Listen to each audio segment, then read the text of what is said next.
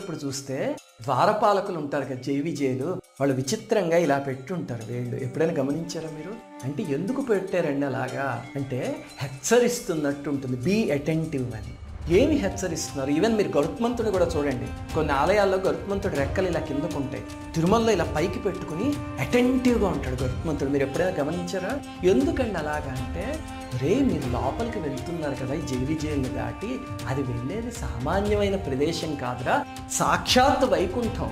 అక్కడ నిల్చునున్నది రాతి విగ్రహం కాదు, ఆ ధ్రువబేరము సాక్షాత్ నారాయణమూర్తి మన కోసం అర్చామూర్తిలా కనిపించారు, హుషారుగా ఉండండి, బీ అటెంటివ్ అని చెప్పడానికి జైలు ఇక్కడ అలా పెట్టుకుంటారు.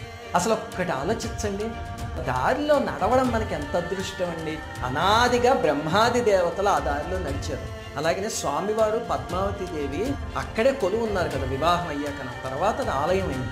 అందుకని స్వామివారు అమ్మవారు నడిచిన ప్రదేశం, ఋషులు నడిచారు. ఆ తర్వాత శంకరాచార్యులు వారు, రామానుజాచార్యులు వారు, పురంధరదాస్ గారు, రాఘవేంద్ర స్వామి, అన్నమయ్య, వెంగమాంబ లాంటి మహనీయులు ఎందరో నడిచారు. ఎంత పవిత్రమైన మార్గం అది. అందుకే చూడండి, స్వామివారి బంగారు వాకిలి దగ్గరికి వెళ్తూ ఉంటేనే మనం ఓం నమో నారాయణాయ అని వస్తుంది. అక్కడికి వచ్చేసరికే మొత్తం మన మైండ్ అంతా మారిపోతుంది. ఎంతటి ఘోరాలు బయట చేసిన వాడైనా సరే ఆ 4-5 నిమిషాలు ఉంటుంది చూడండి, మనస్సు వేరే ప్రపంచానికి వెళ్ళిపోతుంది. అంత